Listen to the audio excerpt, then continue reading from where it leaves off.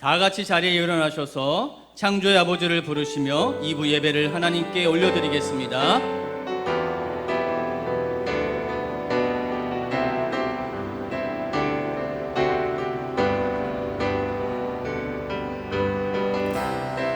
창조의 아버지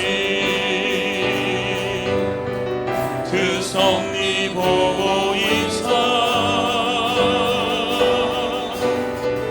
택하신 세대 일으키려 이 땅을 고치소서. 주의 크신 만물이 사모하니 성령의 기름 부어주사 이 시간 임하소서. 주 영광 여기 임하사 열방 향해 주소서. 주의 얼굴 구할 때 주의 은혜 머무소서.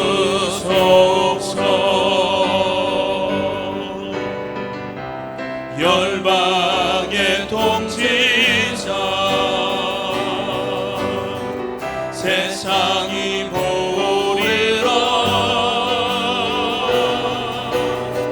진실한 주의 약속으로 교회는 승리하리. 우릴 돌아보사 강건케 하소서. 연약한 모두 벗어지고 승리케 하옵소서. 주 영광 여기 임하사 열방 향해 그 빛 비추소서. 주의 얼굴 구할 때 주의 은혜 머무소서. 영광 영광 영광 영광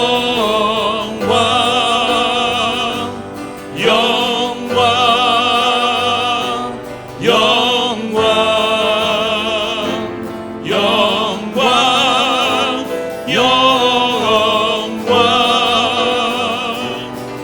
영광 영광 영광 영광. 할렐루야. 의인들의 장막에는 기쁜 소리 구원의 소리가 있으며 여호와의 오른손이 권능을 베푸시며 여호와의 오른손이 높이 들렸으며 여호와의 오른손이 권능을 베푸시는도다. 하나님은 영이시니 예배하는 자가 영과 진리로 예배할지니라. 아멘.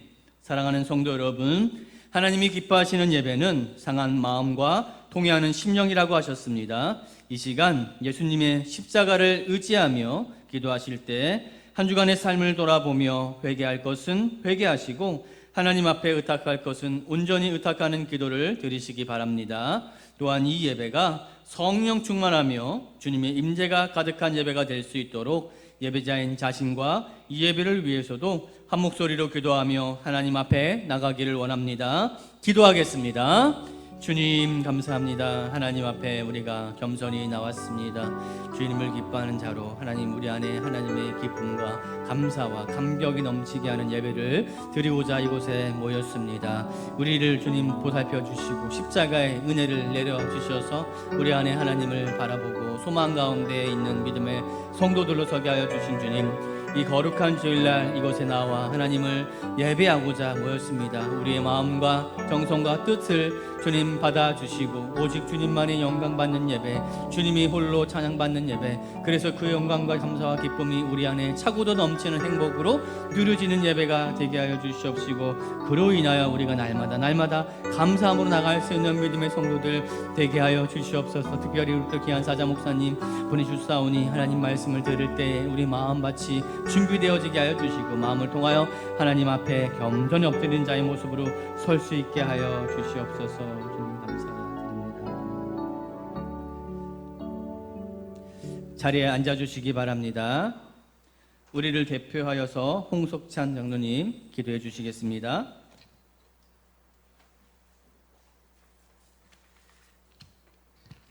다 같이 기도드리겠습니다. 전능하시고 사랑이 풍성하신 하나님, 감사합니다. 복되고 거룩한 주일을 맞이하여 주님의 전에 나아올 수 있도록 인도하여 주신 은혜를 감사드립니다. 그동안 묻은 때와 세상의 모든 생각들을 씻어낼 수 있게 하시고 새로워지는 은총을 내려주시기를 원하옵니다. 태풍의 피해로 인하여 교회가 침수되었으나 무사히 복구하게 하심을 감사드립니다. 단단히 대비책을 세워 내년에는 다시는 침수된 일이 생기지 않도록 이끌어 주시옵소서.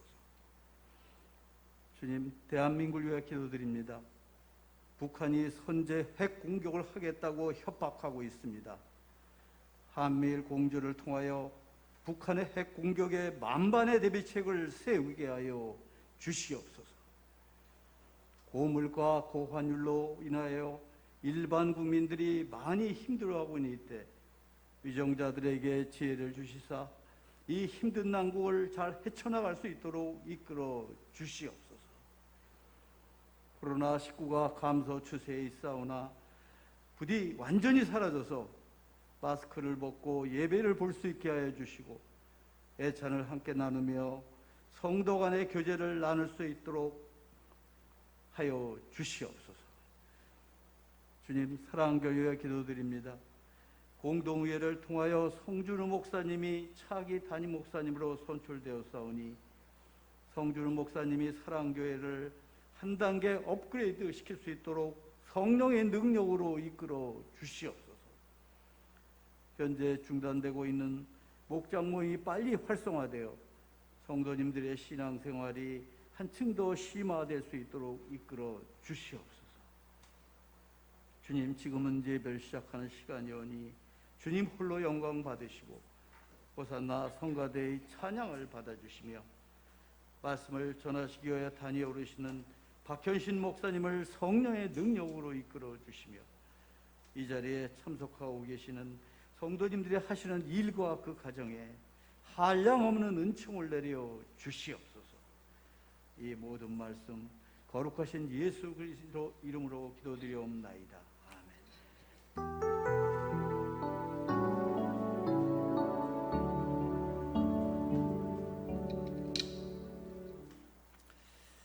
이 시간에는 노아의 기도라는 제목의 찬양으로 호산나 성가대가 하나님께 찬양 올려드리겠습니다.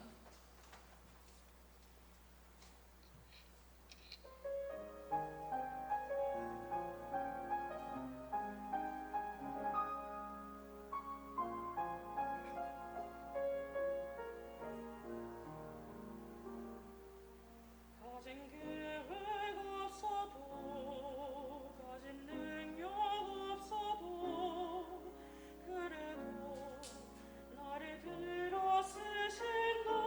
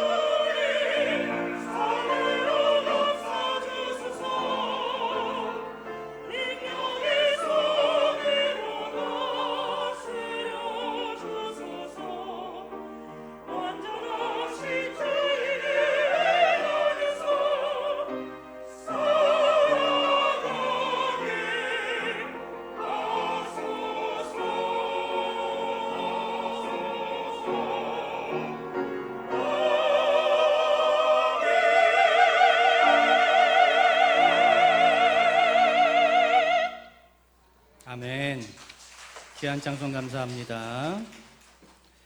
오늘 우리에게 주신 하나님의 말씀 고린도후서 3장 18절 한 절의 말씀입니다. 우리 한 목소리로 합독하도록 하겠습니다.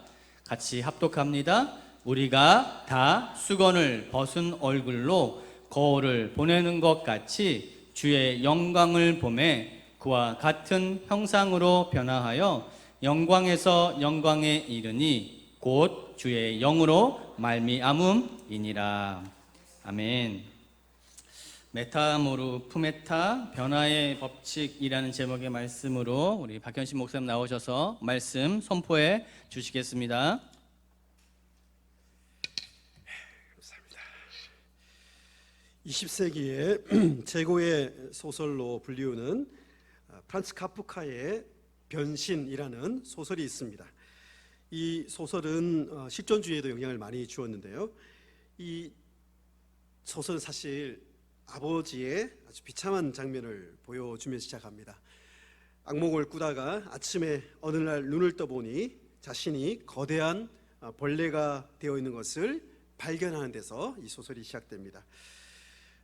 시간이 많이 지났지만 코로나 이 기간을 지나면서 아마도 아버지들이 또 우리 많은 사람들이 카프카의 이 소설에 또 공감하고 있습니다.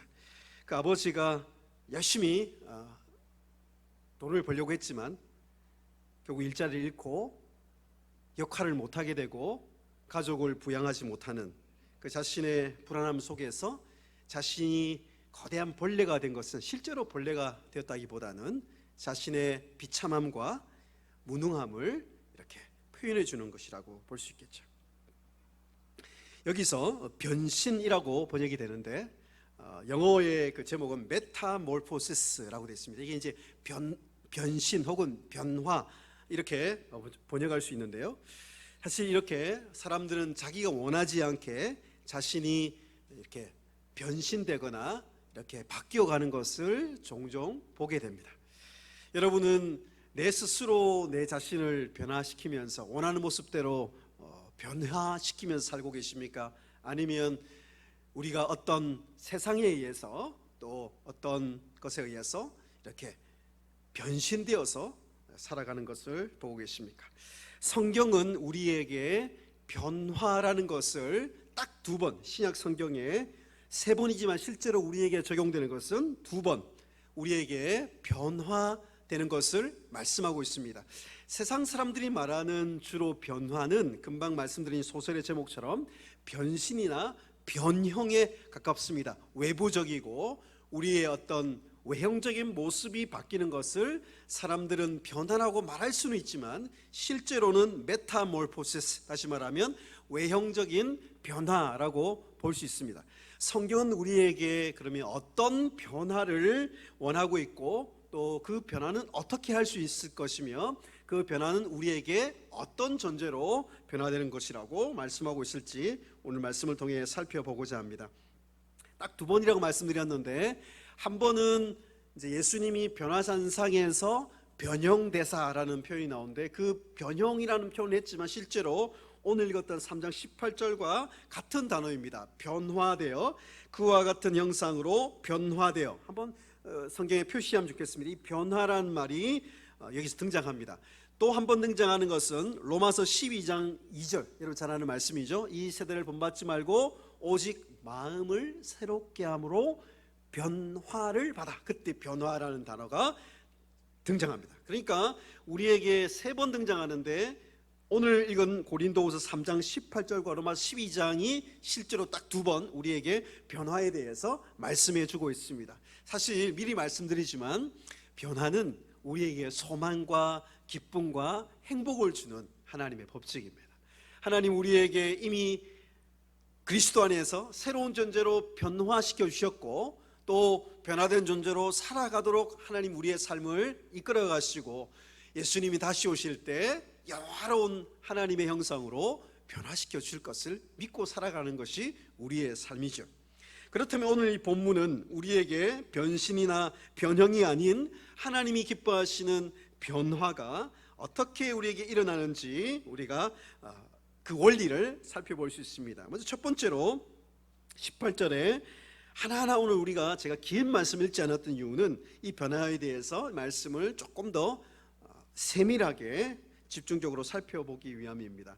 18절에 보시면 우리가 다 수건을 벗은 얼굴로 라는 것이 변화에 이렇게 걸려 있습니다. 수건을 벗은 얼굴로 거울을 보는 것 같이 이 변화되라 이렇게 말씀하시면 되는데, 이렇게 설명한 이유가 뭘까요? 바로 위에 있던 3장의 내용을 연결해서 말씀하고 있습니다. 율법의 시대의 특징이 뭐냐면 수건을 벗은 얼굴로가 아니고 수건이 여전히 덮여 있는 것이 율법 시대의 특징입니다. 다시 말씀드리면 13절부터 보십시오. 12절에서부터 이 말씀이 연결되어 있는데, 우리가 이 같은 소망이 있으므로 우리 시대의 은혜의 시대, 새 언약의 시대가 바로 소망의 시대라고 말씀하고 있습니다. 우리가 소망을 가질 수 있는 이유가 뭐냐면 13절에 우리는 모세가 이스라엘 자손들에게 장차 없어질 것에 결국을 주목하지 못하게 하려고 수건을 그 얼굴에 쓴 것 같이 아니하노라. 그죠? 이 말씀을 왜 할까요?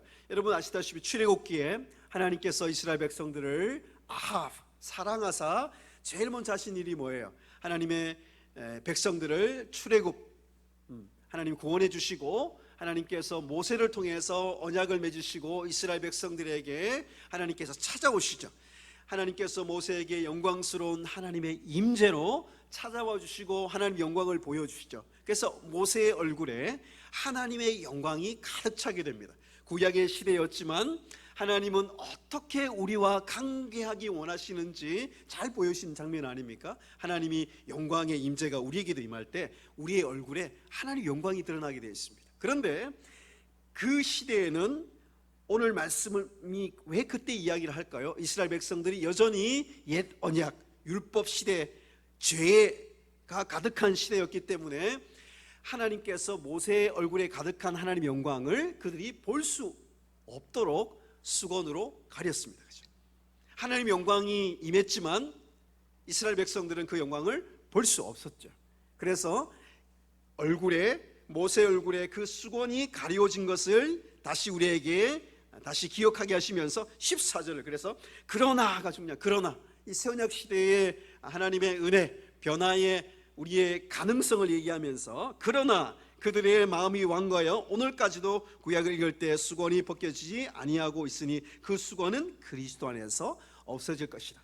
자, 지금 새로운 시대가 되었고 예수님이 십자가에 죽으심으로 또 부활하심으로 우리에게 하나님의 영광을 볼 수 있는 새로운 시대를 열어주셨는데, 그래서 우리에게는 모세의 얼굴에 수건이 가려진 것처럼 우리에게는 수건이 더 이상 가려져 있지 않다는 겁니다.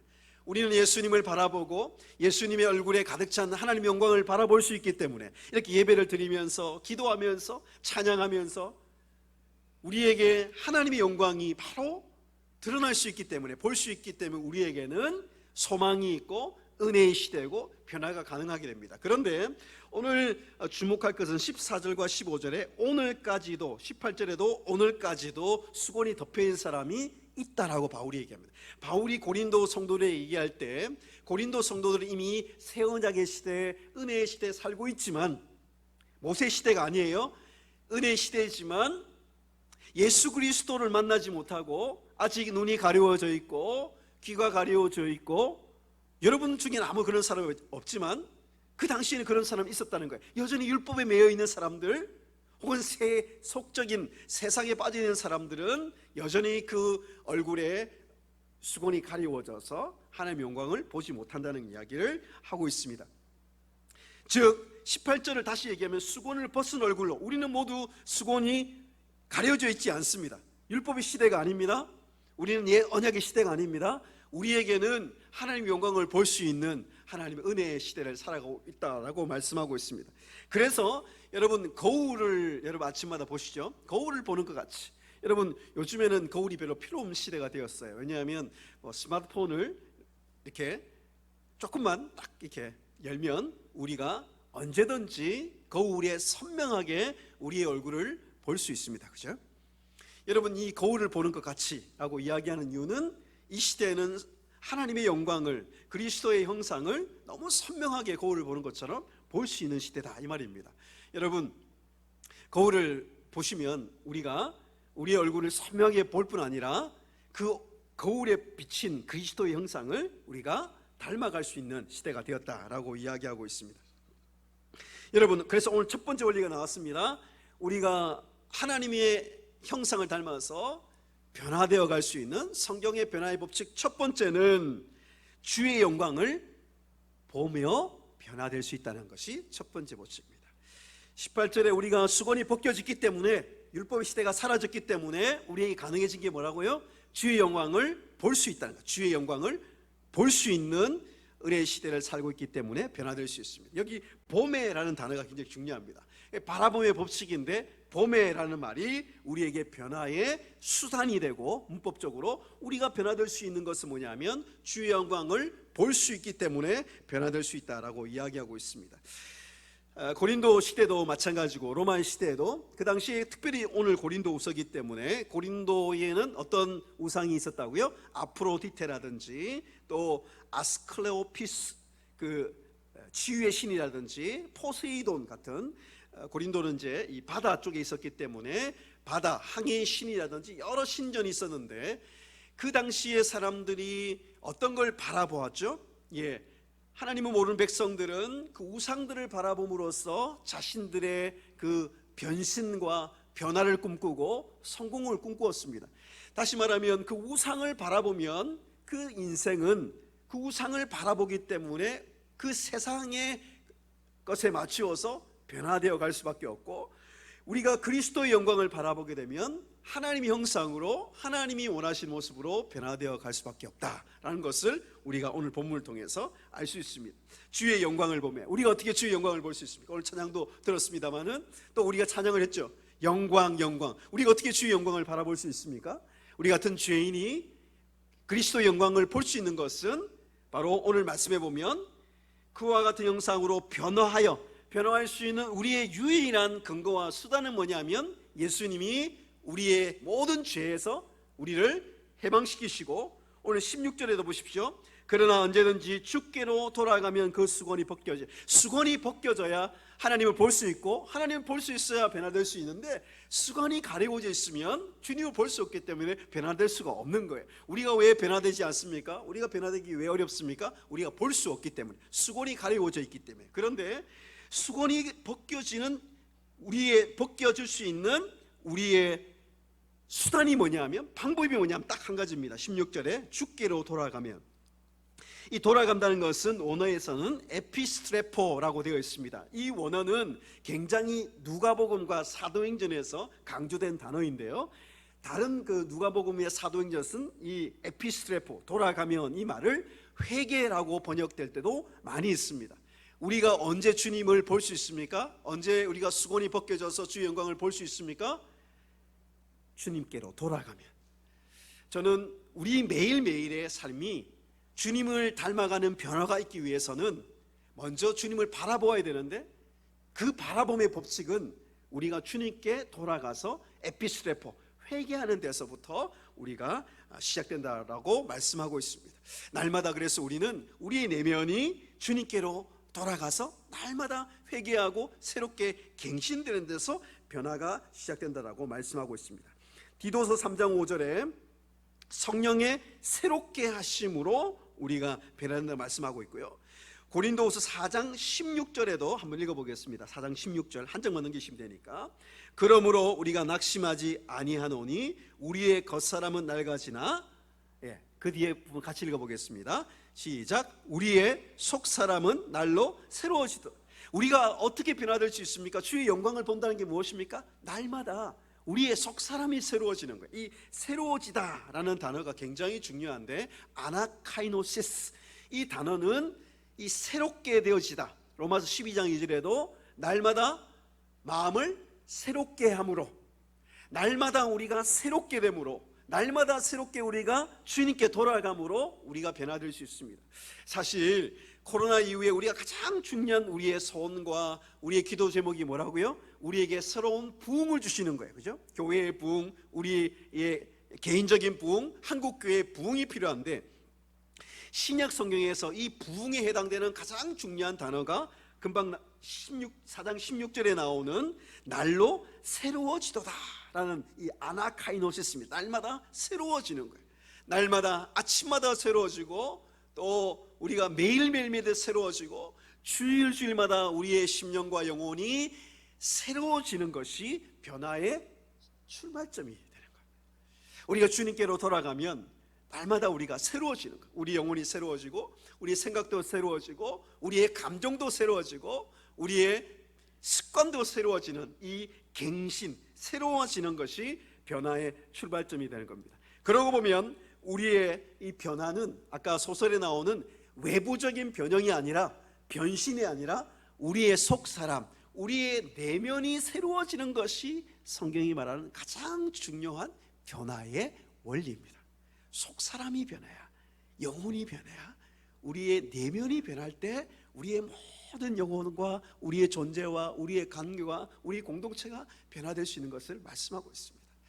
우리의 내면이 갱신되고 새로워지지 않으면 사실 아무것도 우리의 삶에 새로워질 것이 없습니다. 새로워질 수가 없다라고 오늘 말씀하고 있습니다.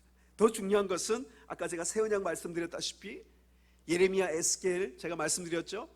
성령이 오시면, 예수님이 오시면 너희에게 새 영과 새 마음을 주신다고 말씀하셨고 예수님 안에서 그것이 성취되었기 때문에 이미 여러분과 저는 이미 심령이 새롭게 된 존재이고 이미 변화된 존재라는 것을 믿는 것 또한 가장 중요합니다. 우리가 이미 변화된 존재라고 이 믿는 순간, 이걸 신학적 용어로는 결정적 성화라 그럽니다.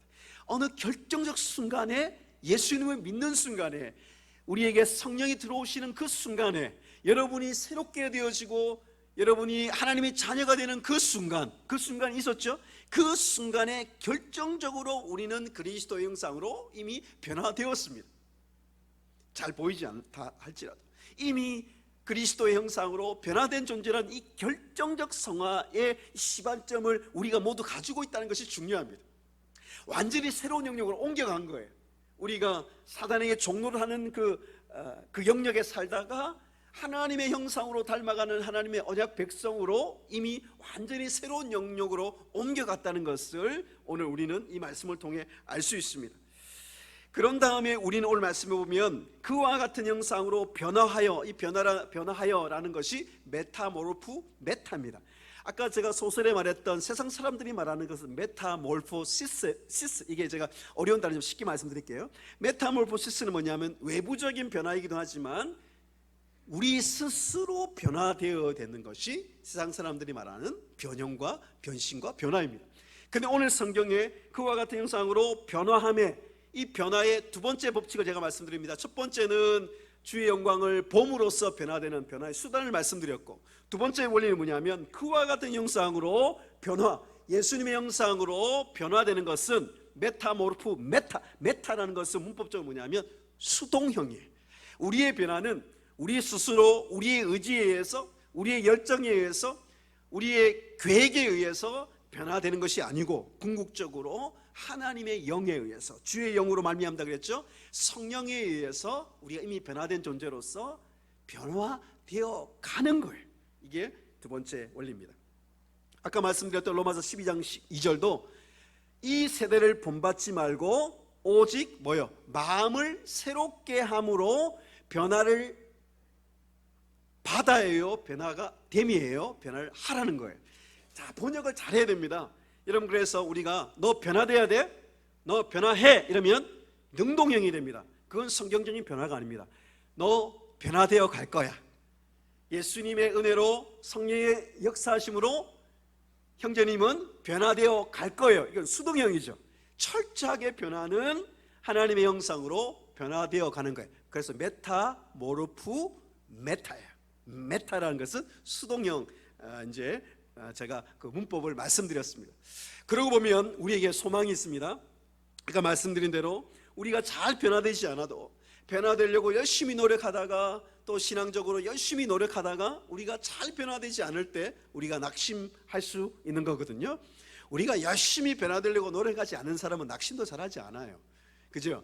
오늘 그래서 4장 1절에도 우리가 이 긍휼하심 입은 대로 낙심하지 않는다 그랬던 그 말씀이 이렇게 연결될 수 있는 겁니다. 우리가 낙심하지 않는 것도 16절에도 4장 16 우리가 낙심하지 않는다 그랬잖아요. 여러분, 우리가 낙심하지 않아야 됩니다. 우리가 자녀들을 볼 때도, 또 우리 주위에 있는 분들을 볼 때도 정말 변화 안 된다, 저 사람 언제 변화될까, 여러분 그럴 때 낙심되죠, 그죠? 예, 때로는 우리 배우자를 보면서도, 우리 드라마를 보면 변화되지 않는 남편 때문에 이 낙심하는 사람들을 많이 볼 수 있습니다. 제가 볼 때도 저 참 안 변하는 것 같아요, 그죠? 그래서 세상 사람들은 사람 고쳐 쓰는 거 아니야, 사람 절대 안 변해라는 것을 마치 진리처럼 이야기하고 있습니다. 공감이 가는 대목입니다. 사람 진짜 안 변해요. 여러분, 진짜 안 변합니다, 사람. 그런데 오늘 말씀해 보면 우리는 성경적인 변화의 원리로 우리의 생각을 바꿔야 됩니다. 사람 변화됩니다. 그리고 더 정확히 얘기하면 하나님의 백성들은 변화되어 갑니다. 그걸 믿고 하나님의 성령에 의지하여서 변화되는 사람과 변화 안 돼, 그래 뭐 변화될 수 있겠어 라고 우리 마음에 생각하는 순간 우리는 변화의 저항력이 생기고 변화되지 않는 우리의 모습을 때로는 합리화시킬 수 있는 위험에 빠지게 됩니다.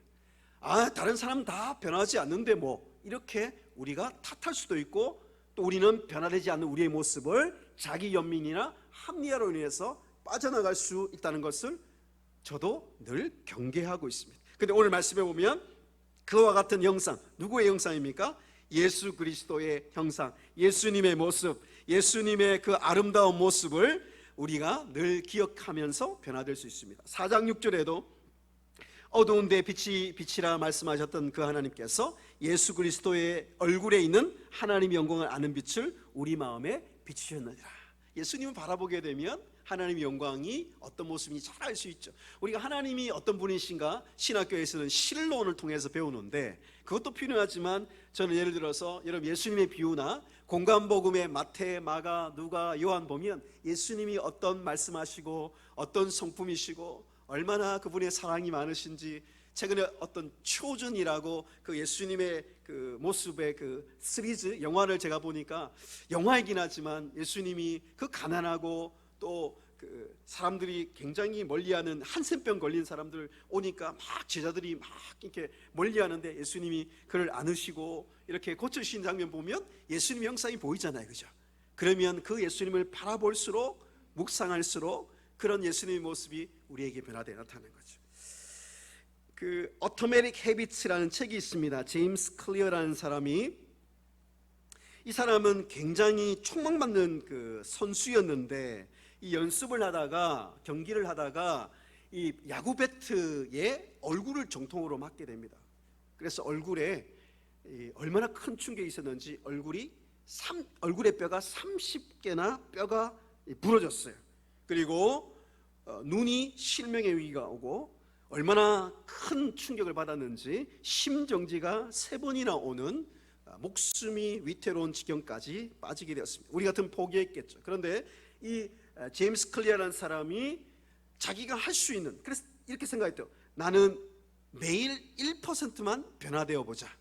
그래서 시작한 것이 걷는 것부터 시작한 거. 걷는 거, 우리 걷는 거 할 수 있잖아요, 그죠? 걷는 것부터 시작하니까 6개월 지나니까 걸을 수 있게 됐고, 또 계속해서 1%, 하루에 1%만 변화되지 해서 6년 후에는 대학의 최고 선수가 되게 됩니다. 그 위에 이 사람이 자신의 경험과 뇌과학, 심리학 연구 결과를 모두 이제 모아서 사람이 어떻게 변화될 수 있는가라는 변화에 대한 법칙을 내놨는데, 거기 보시면 이렇게 나와 있어요. 좋은 변화의 습관을 만들기 위해서는 결심이 분명해야 되고, 두 번째 그 변화가 나에게 굉장히 매력적이어야 되고, 세 번째 그 내가 원하는 변화가 쉬워야 되고, 네 번째 만족스러워야 된다고 해요. 제가 이 변화에 대해서 이 제임스 클리어라는 사람이 얘기한 것을 제가 성경적으로 이렇게 제가 이렇게 정리해 보면, 우리가 꿈꾸는 예수님의 형상을 닮아가고 우리 신앙생활이 변하는 것은 여러분 우리에게 아까 우리 결심으로 되는 것은 아니지만 성령님이 우리에게 변화를 이끌어 가실 때 우리가 결심은 필요해요. 구체적인 결심. 또 우리가 예수님을 닮아가고 또 우리가 변화되어 가는 게 우리에게 매력이 있어야 돼요. 아, 예수님을 닮아가는 저 모습, 저분의 모습 보니까 진짜 아름답고 매력적이다. 매력적이어야 돼. 그리고 우리의 변화는 쉬워야 되는데 쉬워요. 왜냐하면 하나님이 우리를 변화시켜 가거든요. 그 다음에 만족스러워야 되는데 제가 이 만족에 대해서 공감이 갔어요. 3장 5절 한번 읽어보실래요? 우리가 무슨 일이든지 우리에게 난 것이 스스로 만족할 것이 아니니 우리의 만족은 어디서 난다고요? 오직 하나님으로부터 나느니라. 우리에게 하나님 요구하시는 하나님의 이 변화는요, 우리의 만족을 위한 거예요. 우리를 올가매고 너 변화되지 않으면 나는 너를 쓰지 않을 거야, 너 축복하지 않을 거야, 이러면서 하나님이 우리에게 변화를 강요하신 분이 아닙니다.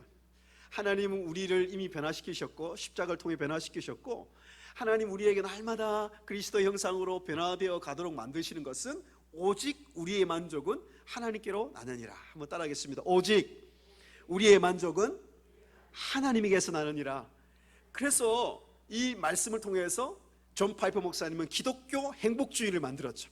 그래서 기독교인은 행복해야 되고, 기독교의 행복은 바로 하나님을 만족하고 하나님으로부터 즐거워하는 데 시작되고, 그 행복은 내 주위의 사람에게 그 행복의 바이러스를 퍼뜨리게 돼 있다. 이게 기독교 행복주의거든요. 여러분, 저는 우리의 이 변화가 바로 행복으로 가는 신앙의 지름길이라고 믿습니다. 왜냐하면 우리의 변화는 우리를 행복하게 만들거든요. 1% 변화돼. 아까 제임스 클리어도 얘기하잖아요. 하루에 만약에 0.1%라도 우리가 변화되어 간다고 생각해 보시죠. 벌써 주위 사람들이 우리가 행복한 걸 느끼게 될 것이고, 우리의 그 하나님으로부터 나오는 만족을 우리가 경험하게 될 거예요. 왜냐하면 우리의 변화는 그리스도의 형상으로 변화되는 게 두 번째 원리죠. 그리스도의 형상으로 변화, 예수님의 모습이 우리의 변화의 목적이에요. 여러분, 변화는 반드시 분명한 아까 목적과 결심과 그 목표가 있어야 된다고 말씀드렸잖아요. 그래서 세상 사람들 중에서도 잘 변화시키는, 자신을 잘 변화시키는 사람들 보면 목적이 뚜렷합니다. 비전과 목표가, 꿈이 뚜렷하죠, 그죠? 그런데 우리의 변화의 목적은 무엇입니까? 다른 게 아니에요. 예수님 닮아가는 거예요. 그래서 예수 닮기를, 그 찬양처럼 늘 예수님을 닮아가고 하는 그 우리의 소원과 바람이 우리를 변화시키고 우리에게 만족을 주는 것이죠. 여러분, 그래서 오늘 말씀에 보면 두 번째 원리, 예수님의 그 모습으로 우리가 변화되어 가도록 만드시는 게 두 번째 오늘 변화의 법칙이라고 말씀하고 있습니다. 정말 변화되고 싶은 마음이 우리에게 들어야 되는 거죠, 그죠? 세 번째, 오늘 원리를 보시면 영광에서 영광으로 이르니, 이건 굉장히 특별한 원어 표현입니다. 영광에서 영광에 크게 두 가지로 제가 설명해 드릴 수 있는데, 세 번째 원리입니다. 우리의 변화는 영광에서 영광으로 이르는 변화입니다. 이건 뭐냐면 작은 변화를 통한 영광에서 점점 더 매일매일 순간순간 변화되어서 점점 그 변화가 커져가서 큰 영광으로 변화된다는 의미가 제일 중요한 이 말씀을 제가 해석해 드릴 수 있겠습니다. 또 하나는 이 영광에서 영광을 이룬다는 것은 우리 변화를 통해서 하나님의 영광이 드러나잖아요. 아까 말씀드린 우리가 변화를 통해서 행복해하고 예수님을 닮아가는 그 모습을 통해서 우리 자녀들이, 또 우리 사람들이, 와, 저 사람 진짜 변하긴 변했는데, 야, 정말 보니까, 저분 보니까 행복해 보이는 것 같다, 저분처럼 살고 싶다. 최고의 인생 사는 거 아닙니까, 그죠? 여러분, 우리가 말할 때, 와, 저 사람 변했어, 여러분 별로 좋은 표현 아니죠, 그죠? 얼마 전에 제가 그 얘기 들었습니다. 예전에 그 잘 알고 지냈던 친구들이, 예수님 안 믿는 친구들이 저보고, 야, 진짜 쟤 변했네, 안 만나준다, 이 얘기입니다, 그죠? 변했다. 별로 좋은 얘기 아니에요. 그런데 우리가 정말 변화되어 간다는 것은 최고의 칭찬이자 최고의 표현이거든요. 그래서 우리가 조그만 변화라도 일어나면 그걸 통해서 하나님 영광을 받으십니다. 그래서 인생의 제일 되는 목적은, 우리 웨스트맨 신앙고백서, 인생의 제일 되는 목적은 무엇입니까? 인생의 제일 되는 목적은 하나님을 영화롭게 하고 영원토록 그를 즐거워하는 거예요. 아까 제가 말씀드렸던 즐거워하는 것도 변화의 진짜 중요한 목적이라고 말씀드렸죠. 변화는 하나님 즐거워하는 거라고, 하나님 즐기는 거라고, 하나님을 위해서 행복해하는 것이고, 그런데 이 변화는 아까 1번, 우리의 인생의 목적은 하나님을 영화롭게 하고, 우리 하나님 영화롭게 하고 싶습니다. 하나님, 제 인생이 하나님께 영광을 돌리는 삶 살고 싶습니다. 이게 제일 중요한 인생의 목적이에요. 우리 아이들에게 그거 가르쳐야 돼요. 너는 공부하는 이유도 하나님 영화롭게 하는 것이고, 네가 직업을 구하는 것도 하나님 영화롭게 하는 것이고, 내가 이렇게 변화되는 것도 하나님 영화롭게 하기 위한 것이다 가르쳐야 되고, 동시에 네가 하나님을 영화롭게 할 때 꼭 잊지 말아야 될 거 뭐냐면 하나님이 너의 행복이라는 걸 가르쳐야 돼. 하나님을 즐거워하는 걸 가르쳐야 돼. 하나님을 누리는 것, 그죠? 그래서 오늘 말씀에 보면 영광에 영광에 이른다는 그런 뜻입니다. 우리의 작은 변화를 통해서도 하나님 영광 받으시고요, 또 조그만 변화들이 일어날 때도 하나님 영광 받으시고. 자, 궁극적으로 우리의 변화는 언제 완성이 됩니까? 예수님이 이 땅에 다시 오실 때, 여러분, 저는 이 장면을 늘 기억하며 제 스스로를 일으킵니다. 내 자신을 보면 낙심이 돼요. 신앙생활을 이렇게 오래 했는데 정말 매일 1%가 아니라 매년 1%만 변했어도, 1% 변했어도 저는 진짜 정말 그리스도를 닮은 분으로 나는 살아갈 텐데, 저 자신을 보면 낙심하고 실망할 때가 정말 많아요. 그런데 오늘 말씀은 영광에서 영광을 이룬다 그랬죠. 여러분 모두가 예수님 다시 오실 때 가장 예수님을 닮은 모습으로 가장 아름다운 그 영혼과 몸을 가진 존재로 영화롭게 될 것을 오늘 말씀하고 있습니다. 우리가 조금씩 변화되어서 때로는 낙심이 되고, 또 때로는 다른 사람들 보면서 저 사람 진짜 왜 저렇게 변화가 안 되는 거야? 라고 우리가 쉽게 판단하거나 비판하는 것은 우리가 잘 생각해 보아야 됩니다. 왜냐하면 오늘 영광에서 영광으로 이르러서 우리가 변화되어 갈 것을 우리가 믿기 때문이에요. 그래서 그 변화는 아까 다시 말씀드리지만 곧 주의 영으로 말미암으리라. 이 주의 영이라는 것은 하나님의 개입과 하나님이 우리 삶의 역사함을 강조할 때 성령이라는 표현보다는 주의 영이라고 표현하고 있습니다. 그래서 주의 영이 우리 영에 들어오시면 그 성령께서 하시는 그 예수님을 십자가의 죽음에서 일으키신 이가 너희를 다시 살릴 뿐 아니라 하나님을 섬기게 못하겠느냐라고 히브리서 얘기하고 있죠. 성령의 능력을 여러분 믿으십니까? 성령의 능력을 믿는다면 우리가 변화될 것도 믿어야 돼요. 왜냐하면 성령님은 우리를 반드시 그리스도 형상으로 변화시키고 말 거거든요. 우리가 만약에 그리스도 형상으로 닮아가지 못한다면 우리는 그리스도 영이 있는 사람이 아니겠죠. 그런데 그리스도 영이 우리에게 있다면, 주의 영이 우리에게 들어왔다면 아주 자그마한 변화를 할지라도 하나님은 우리를 점점 더 우리를 변화시켜 갈 것입니다. 아까 말씀드린 대로 4장 16절에 속사람은 우리가 새로워지지만 겉사람은 낡아진다 그랬죠. 겉사람은 우리가 낡아져요. 이게 파괴된다 이런 오는데, 여러분 우리가 살다 보면 우리가 늙어지고, 어제도 제가 저희 어머님 전화했는데 내가 많이 늙었다, 이제 갈 때가 되었다 이런 얘기를 하시는데 제가 회개하라고 말씀드렸습니다. 왜냐하면 겉사람은 우리가 어쩔 수 없이 늙어져요. 때로는 초라해 보이고 그럴 수 있습니다. 그게 성경이 말씀드린 거예요. 그건 때로는 우리의 모습은 그렇게 변형되어 가요. 세상에 의해서, 자연의 흐름에 대해서 우리는 메타몰포시스, 우리의 외모는 변형이 될 수밖에 없어요.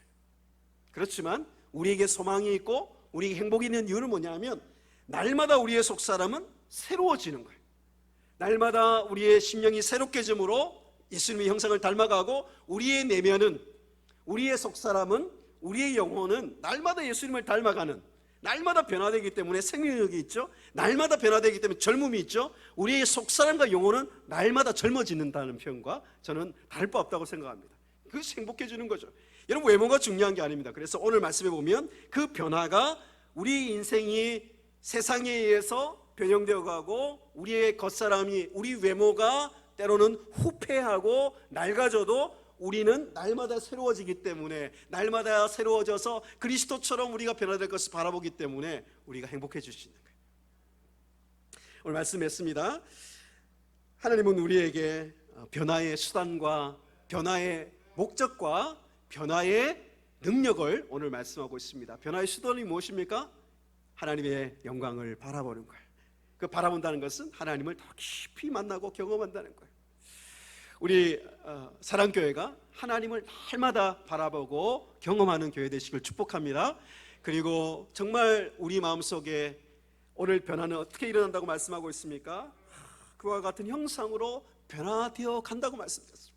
그래서 예수님의 그 모습으로 날마다 1%라도 날마다 예수님 모습 닮아가는 우리 사랑교회 되시기를 축복합니다. 그리고 그 변화는 바로 성령으로 우리가 가능하다라고 말씀하고 있습니다. 러셀 폴드웩이라는 스탠퍼드 심리학과 아주 탁월한 교수가 있습니다. 이분은 무려 오랫동안 이 사람의 변화에 대해서 연구하고 오랫동안 지켜보니까 이 사람이 변화되는 원리가 상당히 중요한 원리를 발견합니다. 그건 뭐냐 하면 이 습관을 고치는 데서 출발한다. 습관을 바꾸면 사람이 바뀐다라고 이야기하고 있습니다. 제가 공감은 하지만 습관을 바꾸면 인생이 바뀝니까? 아니요. 마음이 바뀌어야, 우리의 심령이 바뀌어야 우리가 궁극적으로 변화될 수 있다라고 오늘 성경이 얘기하고 있습니다. 여러분, 한 가지 책 더 말씀드리고 우리가 결론을 맺겠습니다. 웬디 우드라는 사람이 변화의 법칙, 헤빗이라는 책에서 변화의 법칙 얘기하는데, 오늘 성경의 원리를 잘 비교해 보십시오. 이분은 30년 동안 사람이 어떻게 행동이 변하는지 그 행동의 근원을 연구한 다음에 이렇게 얘기합니다. 습관을 잘 설계해야만 인생이 바뀔 수 있다라고 얘기하면서 우리의 상황과 환경을 변화될 수 있는 것으로 조정하고, 그리고 좋은 습관이 나타날 수 있도록 마찰력을 더 줄이고, 나쁜 습관은 가지지 않도록 마찰력을 높이고, 자신만이 변화되는, 자동으로 반응해서 우리가 보통 습관이 나타나니까 자신만의 좋은 습관의 신호를 만들고, 변화되면 자신을 바로 보상하고, 변화되는 것을 루틴을 만들어서, 알고리즘 만들어서 끊임없이 반복하라라고 이야기하고 있습니다. 여러분, 그런데 이런 책에서 말하는 원리가 사실 성경에 이미 다 들어있습니다. 그러나 이런 탁월한 30년 연구한 사람도 발견하지 못한 것을 우리가 오늘 깨달았습니다. 무엇입니까? 오직 성령에 의해서만 변화될 수 있다는 것은 이들이 말하지 않습니다. 또 궁극적으로 조금씩 변화되어서 예수님이 오시는 그때 완벽한 변화로 우리가 영화롭게 될 것도 말하지 않습니다. 또한 우리의 목표가 예수님을 닮아서 우리가 변화된다는 것도 말하지 않습니다. 우리가 말하는, 또 우리가 믿는 성경의 변화의 법칙이 우리를 바꿀 수 있는 유일한 성경의 변화의 원리이고, 우리가 소망을 가질 수 있는 원리라고 우리가 믿고 나아갈 때 우리에게 이 변화의 능력과 역사가 일어날 줄 믿습니다. 오늘 말씀을 통해서 영광을 바라보고, 또 성령을 통해서 예수님의 형상을 날마다 바라봄으로 변화되어서 하나님의 행복을 누리고, 또 우리 주위 분들에게 이 변화를 통한 행복을 나누는, 그것을 전염시키는 또 여러분 되시기를 주의 이름으로 축복합니다. 기도하겠습니다. 하나님 아버지, 우리는 세상에 의해서 변형되고 변질되고 변화되어 갈 수밖에 없는 죄인들이었지만, 예수님이 우리를 위해 죽으심으로, 그 예수님이 부활하고 다시 사셔서 우리 안에 성령을 보내어 주심으로 우리가 예수님을 닮아 변화될 수 있는 존재가 되게 하셨습니다. 하나님, 너무 감사합니다. 우리가 날마다 변화되지 않는 것 같지만, 때로는 우리가 변화되지 않는 모습 때문에 우리가 낙심할 때도 많이 있지만, 주님은 우리 안에 계셔서 날마다 예수님의 모습으로 우리를 바꾸어 가고 계심을 우리가 바라보게 하여 주시옵소서. 우리가 이렇게 사랑교회에서 예배드리고 우리가 말씀을 보고 기도하고 찬양할 때 주의 영광을 보게 하시고 주님의 영광을 다시 경험하게 하여 주시옵소서. 우리에게는 모든 수건이 사라졌습니다. 모든 것들이, 모든 수건과 방해물들이 사라졌습니다. 우리가 주의 영광을 보기를 원하고 날마다 주의 영상으로 변화되기를 원하고, 하나님, 그 영광의 변화를 통해서 주님께 영광을 돌릴 뿐 아니라 주님으로 인해서 만족하며 행복을 누리는 우리의 삶이 되게 하여 주옵소서. 주님의 그 행복이 하나님 아버지 우리의 삶을 다시 변화시키며 우리 주위에 있는 자녀들과 우리 주위에 있는 사람들이 우리가 변화되어서 하나님으로부터 행복을 누리는 모습을 보고 그들도 주님께 나와 세상을 통한 변화가 아닌, 변형이 아닌 하나님의 변화를 맛보게 도와주시옵소서. 예수님의 이름으로 감사하며 기도하옵나이다. 아멘.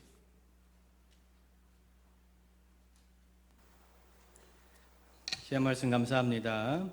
우리 찬송가 216장 1절 함으로 봉헌을 준비하도록 하겠습니다.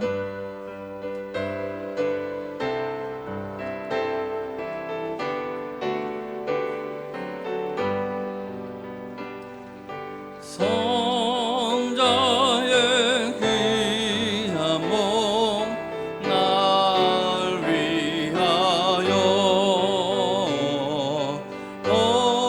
버리신 그 사랑 고마워라.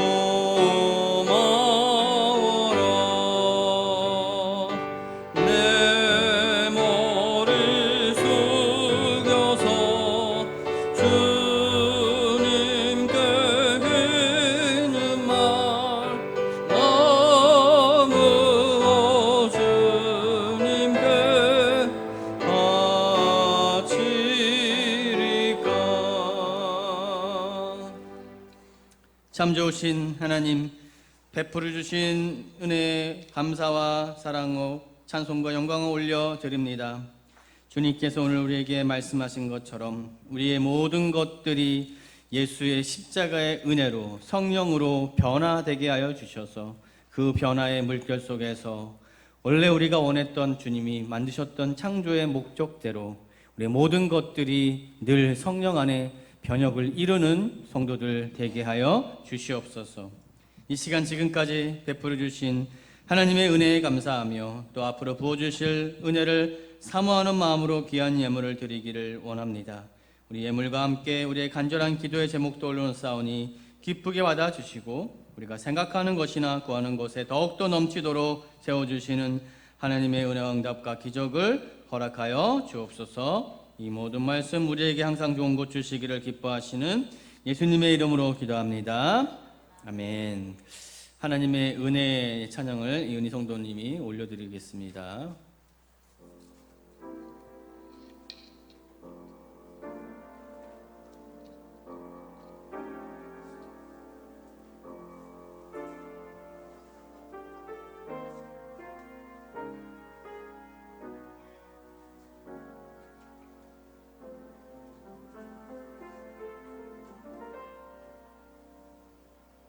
나를 시신 이가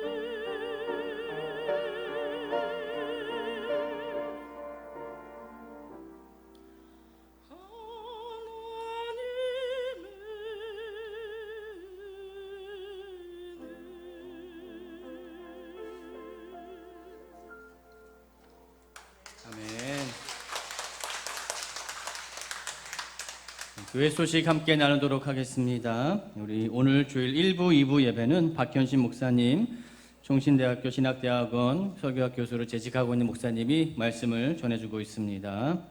오늘은 탈북자의 날로 지킵니다. 탈북자들의 영혼 구원과 복음적인 평화 통일을 위해서 많은 기도 부탁드립니다. 특별헌금은 전액 북한교회 세우기 및 탈북자 사역을 위해서 사용되고 있습니다. 네 번째 광고가 하나 더 있습니다. 성준호 목사님 광고인데요.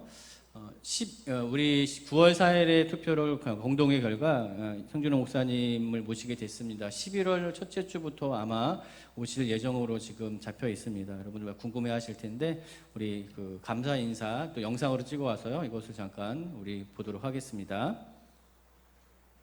안녕하세요. 사랑교회 성도 여러분. 저는 사랑교회와 함께 하게 된 성준우 목사입니다. 먼저 저와 함께 서 있는 저희 가족을 소개하도록 하겠습니다. 가장 왼쪽에는 제 아내인 신현의 사모입니다. 안녕하세요. 신현의 사모입니다. 그리고 제 왼쪽에는 저희 큰딸인 중학교 3학년인 성예진입니다. 안녕하세요. 성예진입니다. 그리고 그 왼쪽에는 제 막내인 초등학교 5학년 성예영입니다. 안녕하세요. 성예영입니다. 이렇게 영상을 통해서 우리 귀한 성도님들 만나 뵙게 돼서 너무너무 반갑습니다. 먼저 감사의 말씀을 좀 드리고 싶습니다. 부족한 저와 또 저희 가족들을 사랑해 주시고 또 넓은 마음으로 품어주셔서 귀한 사랑교회와 함께 할 수 있게 되는 것을 너무나 기쁘게 생각합니다. 부르심을 따라서 이제 곧 사랑교회에 함께 하게 될 텐데 참 한편으로는 두렵고 또 한편으로는 굉장히 기대가 됩니다. 하나님께서 저와 또 우리 가족과 또 우리 사랑하는 모든 교인들과 함께 이루실 그 큰 비전과 꿈을 기대하고 있고요. 그리고 기도하고 있습니다. 이제 곧 만나 뵙게 될 텐데 하나님께서 원하시는 뜻을 저와 더불어서 온 성도님들과 함께 정말 마음껏 펼쳤으면 좋겠고요. 하나님께서 우리 사랑교회를 통해서 이루시고자 하시는 큰 부흥의 역사를 함께 이루어 갔으면 좋겠습니다. 이제 곧 만나 뵙게 될 텐데 그때까지 주 안에 평강하시고 늘 건강하시고 모든 삶과 가정 위에 하나님 은혜가 충만하게 넘치시기를 주의 이름으로 간절히 축복합니다. 저희 가족 마지막으로 우리 인사드리면서 우리 짧게나마 인사의 말씀 마치겠습니다. 인사. 네, 감사합니다. 네. 우리 다 함께 자리에 일어나셔서 하나님께 찬송가 488장 찬양 올려드리겠습니다.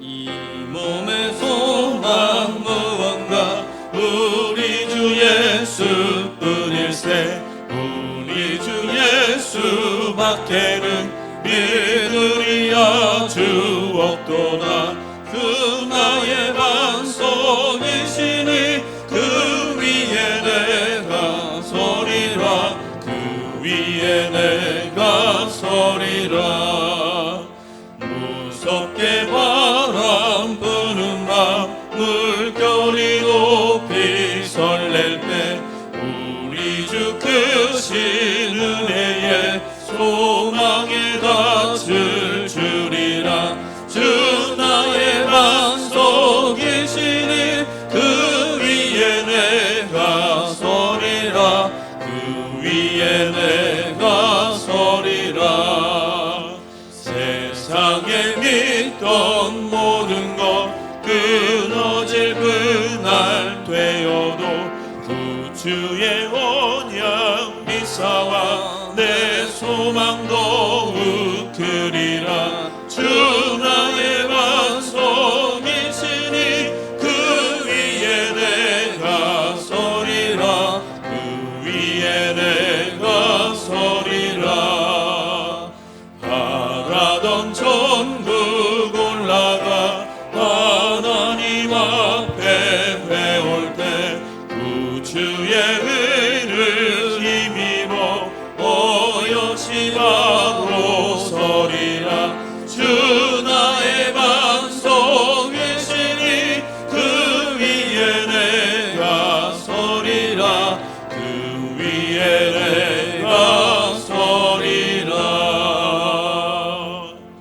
박현신 목사님 나오셔서 축도해 주심으로 예배를 마치도록 하겠습니다. 주 예수 그리스도의 은혜와 하나님의 사랑과 성령의 교통하심이 날마다 주의 영광을 보며 성령으로 말미암아 주님을 닮아가는 변화를 통해 하나님의 행복을 누리며 그 행복을 나누길 원하는 사랑교회 성도들과 그 가정 위에 지금부터 영원토록 함께 있을지어다. 아멘.